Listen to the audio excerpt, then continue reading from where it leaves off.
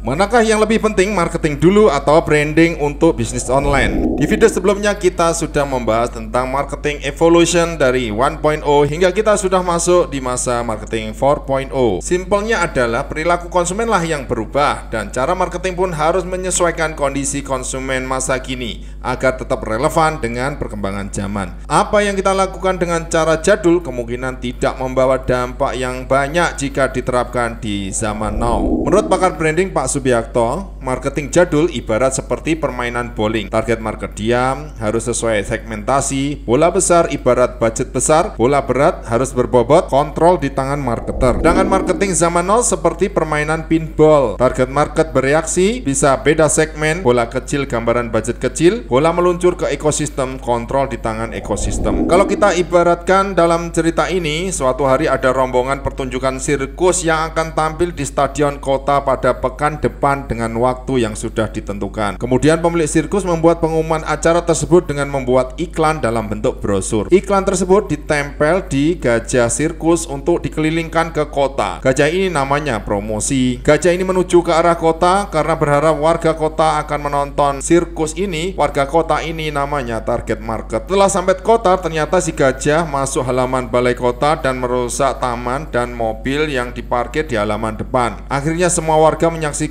merekam kejadian ini dan akhirnya menyebar viral di medsos. Ini namanya publisitas. Kemudian Pak Wali Kota keluar dari kantornya diwawancari oleh para wartawan media. Pak Wali menjelaskan tentang penyebab kejadian yang membuat ricuh di depan balai kota. Akhirnya menyadari itu bahwa ulah si gajah sirkus. Gak apa-apa, hanya seekor gajah sirkus. Mereka selfie-selfie dan tambah menyebar lagi berita sirkus yang akan tampil di stadion kota. Ini namanya public relation. Dari iklan, promosi gajah keliling, dari sosmed viral netizen yang merekam kejadian gajah, dan interview penjelasan Pak Wali ke media. Akhirnya semua warga kota tahu pekan depan di stadion akan diadakan acara pertunjukan sirkus. Warga kota mulai antri di depan loket pembelian tiket sirkus yang akan dimulai. Mereka bertemu dengan petugas tiket, kemudian ditawari kalau mau beli 2 gratis 1 popcorn, rombongan 5 gratis 1 tiket. Ini namanya sales. Setelah dapat tiket, akhirnya nontonlah warga kota pertunjukan sirkus. Ada atraksi binatang-binatang lucu dan cerdas dengan pertunjukan yang menghibur. Ini namanya value. Ketika kita lihat logo sirkus di depan panggung pertunjukan, logo sirkus ketika di interview media, logo sirkus di kepala gajah yang keliling, logo sirkus di brosur iklan, logo sirkus di depan stadion, maka ketika setahun lagi ada iklan promosi yang menampilkan logo sirkus yang sama, maka warga kota akan mengingat kejadian gajah yang mengamuk setahun yang lalu dan merekam pertunjukan yang dinikmati tahun lalu. Ini namanya branding. Jika mulai dari iklan, promosi, publisitas, selling, menjual value, membuat persepsi agar mudah diingat dengan logo sirkus yang menarik, ini namanya marketing. Jadi kegiatan yang direncanakan dari awal sampai akhirnya konsumen mengkonsumsi value dan mereka mempersepsikan brand kita, itu namanya marketing. Pintu gerbangnya marketing. Konsumen mulai tertarik dan membeli, namanya selling. Setelah dikonsumsi, konsumen mengingat value produk kita, namanya branding. Marketing itu demand creation. Keywordnya kreasi, tujuannya menciptakan demand yang ujungnya bikin orang need dan want. Selling itu demand fulfillment, keywordnya transaksi, tujuannya memenuhi demand dengan mempercepat transaksi menggunakan diskon, hadiah, promo, dan bonus. Sedangkan branding itu demand retention, keywordnya persepsi, tujuannya mempertahankan demand yang sudah di-create oleh marketing dan selling. Jadi mana yang harus didulukan? Kerjakan semuanya bersamaan dengan strategi yang direncanakan. Tawarkan value, jangan lupa first impression. Apa yang dirasakan konsumen akan menjadi persepsi terhadap brand yang sedang kamu bangun. Semoga bermanfaat. Ayo berani jadi juragan online.